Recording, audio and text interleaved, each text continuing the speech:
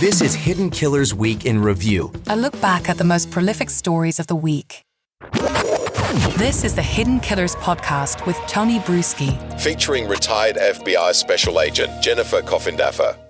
He's accused of being the murderer in the Delphi killings, and he is still in prison. Not jail, in solitary confinement prison, to be exact. Richard Allen is who we're talking about, and last week, all of his world was set into high speed, like a big snow globe being shooken around as his attorneys withdrew from the case, and looks like mainly forced to withdraw from the case. But there has been some new developments in this over the last week. Here to discuss, Jennifer Coffindaffer, retired FBI special agent.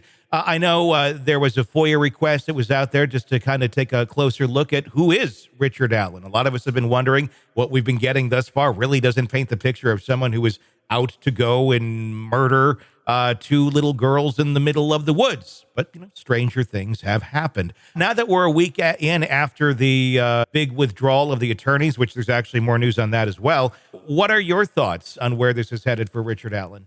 Well, right now, just the fact that he's sitting in this maximum security prison in solitary confinement without attorneys is certainly at best disconcerting, as well as the details regarding why that has happened. Mm-hmm. Two of his attorneys that are, Tony, they are very well respected in terms of being real bulldogs in Indiana. He didn't get some slouches. They were good. They put together that huge memo. I think they were really on their way to at least trying to put out some nuggets to show some concern, at least that could have been levied at a jury, right? To cause a possible concern as to whether they could convict. I don't know. But what I do know is this is putting this whole case now in arrears, I think at least a year more. Yeah, without a doubt. And with that being said, why are they not looking, or I know there has been a motion to possibly move him, but I don't know what, this just seems insane. Why not jump on that? The man has not been convicted of a crime yet. He's just sitting there in this horrible state, one of the worst states you'd want to be in if you were a convicted killer, and he is not that. Why can we not, at the very least, give him, what he's entitled to in terms of, if you're being locked away, this is the standard for it. It's not what he's currently experiencing. Well, the prosecution came forward and said, listen, he's being treated just fine. And they said, furthermore, there's not a county jail, at least the ones that they discussed, Carroll County initially, that felt they could manage him. I just find the whole thing ridiculous, being very familiar with local jails and state penitentiaries. And there is no possible way that he could not be housed in one of the county jails in Indiana. It's ludicrous to say that. He just needs a cell. Yes, it's going to require a little bit more extra, but quite frankly, he has to be in solitary confinement by himself. They're doing a fine job with all of that with Brian Kohberger with no issues. So I take it's a real stretch. And the defense made a strong argument. And unfortunately, Judge Gold didn't agree.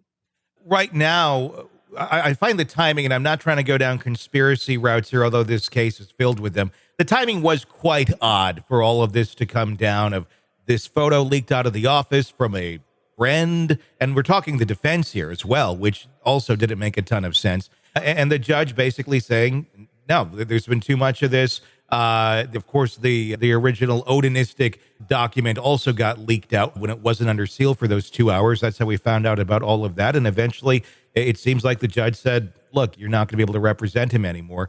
But we did hear earlier in the day, just recently actually, that there is a motion that has been filed, including a verified notice of continuing representation filed by Brad Rossi, one of the attorneys in this. Have you heard this yet, or is this news to you as well? Because I know it just came out minutes ago. I actually did hear that was going to happen. I have not seen the motion, but I am totally not surprised from the standpoint. These lawyers do not want to give up this case. No. that is the furthest thing from their mind. First of all, they're completely invested now. They've been on it for months and months. They know this client. It's a high profile case, which helps them. It helps them in the future. It helps them throughout the process. I mean, if you went to Crime Con, you would see some of these defense attorneys, everybody rushing to have a photo taken with them, to shake their hand, to speak with them. So it gives a moment of sort of celebrity. There is no way they want off this case, especially in this way. Sort of been saying, the judge, it would seem, said, listen, you step down or we'll talk about it in open court. And I don't think they wanted to face that music. I don't think they did. But at the same point, it's almost cruel and unusual to walk away from him at this moment in time, considering everything that they've brought to the table with all the Odinistic arguments. You're right. And to me, the real indication of how desperately this affects Richard Allen was his wife leaving that courtroom sobbing and in tears. That, if that's not an indication of what this meant to them as a family, if you will, and to, their perceived representation, good representation for him, I don't know what is.